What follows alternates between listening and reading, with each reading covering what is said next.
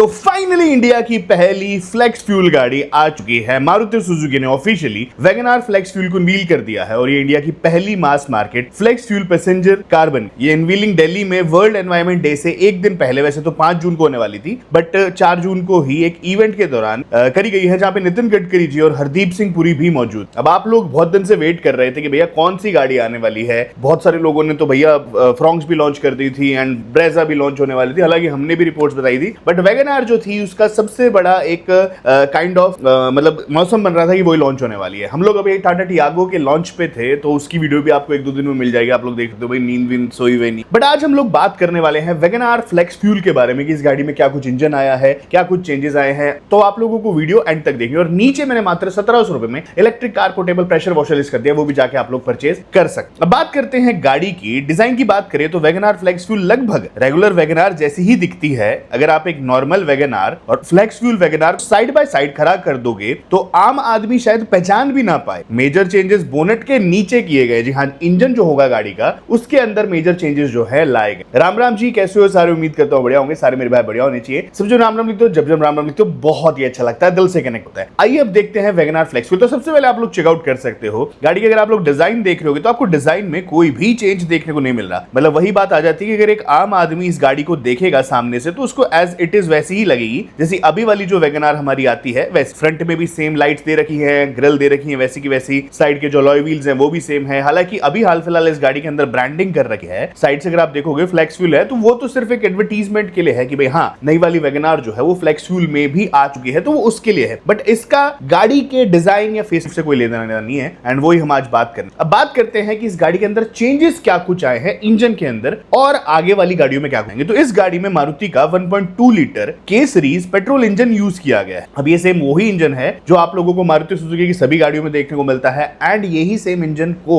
Maruti Suzuki ने tune करा गया। उस पर बात इस इंजन को स्पेशली फ्लेक्स फ्यूल कंपैटिबिलिटी के लिए मॉडिफाई किया गया है। रेगुलर वैगनआर में भी ये 1.2 लीटर इंजन ही मिलता है, लेकिन फ्लेक्स फ्यूल वर्जन में फ्यूल इंजेक्टर्स चेंज कर दिए गए हैं, फ्यूल लाइंस चेंज कर दी गई हैं, फ्यूल पंप और ईसीयू की रीट्यूनिंग करी गई। अब ईसीयू की रीट्यूनिंग या कैलिब्रेशन से मतलब यहाँ पे ये है कि एयर का मिक्सचर कितना होगा ऑयल के साथ या फिर जो भी चीजें हैं वो। और एक चीज और बताता हूं आप लोगों को, ये वाली जो नई वैगनआर है कैपेबल है रियल टाइम अपने ईसीयू को ट्यून करने, एज इन जैसे ही आप में उसके लिए आप लोगों को वेट करना पड़ेगा वो बता। सबसे बड़ी हेडलाइट ये है इस गाड़ी के बारे में जो मैं आप लोगों को बताना चाहता हूं कि ये गाड़ी E20 से लेकर यानी कि E20 इथेनॉल आप भी डलवा सकते हो इसमें, एंड E85 ब्लेंड फ्यूल भी डलवा सकते हो, E85 तक भी डलवा सकते हो। कुछ मीडिया रिपोर्ट्स ये कहती है कि इंडिया की पहली E100 कार बन चुकी है, बट यहाँ पे E100 नहीं है। थोड़ा सा आप लोगों को शायद इसमें मिसअंडरस्टैंडिंग हो जाए। ये गाड़ी जो है E20 से लेके E85 तक फ्लेक्स फ्यूल या फिर इथेनॉल ब्लेंड जो है वो सपोर्ट कर ले। अब यानी कि देखो अभी तक हमारे जितने भी पेट्रोल पंप्स है उसमें E20 तो आ ही रहा था, 20% इथेनॉल एंड 80% पेट्रोल, बट अब ये गाड़ी में आप लोग 85% तक इथेनॉल एंड 15% पेट्रोल जो है वो डलवा सकते हो। तो यहाँ पे ये गाड़ी इंडिया की पहली मास मार्केट के लिए फ्लेक्स फ्यूल वाली गाड़ी बन जाती है। और रियल टाइम जो ईसी ट्यूनिंग होती रहेगी उसकी वजह से ये गाड़ी जो है आप लोगों को मतलब ऐसा नहीं होगा कि आपको अब आप इसमें E85 तेल डलवाओगे तो इंजेक्टर्स खराब हो जाएंगे। उसको बनाया ही कुछ इस तरीके के लिए। और सबसे बड़ी बात है, कुछ रिपोर्ट्स और स्टेटमेंट्स के हिसाब से मारुति सुजुकी कंफर्म करती है कि अगर गवर्नमेंट कल को E100 ब्लेंड को भी इंडिया में लेके आना चाहती है तो हम लोग E100 के लिए भी जो है रेडी है, यानी कि 100% इथेनॉल पे भी हमारी जो वैगनआर है वो चल सकती है। अब उसके अंदर कुछ चेंजेस वगैरह होंगे वो तो मारुति ही जाने, बट हाँ E100 तक जो फ्लेक्स फ्यूल है मारुति सुजुकी ने कंपैटिबिलिटी अचीव कर ली। अब बात कर लेते हैं यहाँ पे माइलेज की। देखो सवाल आता है माइलेज का, कंपनी ने अभी ऑफिशियल माइलेज फिगर्स अनाउंस नहीं की, लेकिन जनरली इथेनॉल ब्लेंडेड फ्यूल पर माइलेज रेगुलर पेट्रोल के कंपैरिजन में थोड़ा नहीं बहुत ज्यादा कम होता है। अब मैं थोड़ा नहीं बहुत ज्यादा इसलिए बोल रहा हूं, अगर हम लोग यहाँ पे E20 की बात करें तो E20 में ऑलरेडी माइलेज ड्रॉप देखने को मिल रहा था, बट यहाँ पे तो E85 आ चुका है तो आप लोगों को बहुत तगड़ा माइलेज ड्रॉप देख। बट यहाँ पे थोड़ी सी कंफ्यूजन हम लोगों को ये मिल जाती है या हमारे मन में आ जाती है कि E85 फ्यूल का पेट्रोल रेट क्या होगा, E85 कौन से फ्यूल पंप्स पे होगा। E85 अभी तक आया नहीं है क्योंकि इंडिया में सिर्फ 1 या 2 ही पेट्रोल पंप है जिसपे आपको E85 फ्यूल अभी तक देखने को मिल रहा है। बाहर तो हो चुका है E10 अलग अलग जो आपको मिलते हैं, बट इंडिया में 1-2 पेट्रोल पंप है उस पर आपको इथेनॉल ब्लेंडेड पेट्रोल यानी कि 85% तक जो हमारा मिलावट वाला है या फिर ब्लेंडेड है वो मिल। तो अभी तक ये सारी चीजें कंफर्म नहीं है, बट अभी सिर्फ इसको मास मार्केट में उतार दिया गया। तो एग्जैक्ट फिगर्स तो तभी पता चलेंगे जब प्रोडक्शन वर्जन लॉन्च होगा और ARI नंबर सामने। एक और इंपॉर्टेंट बात ये भी है, अगर आपके पास करंट वैगनआर है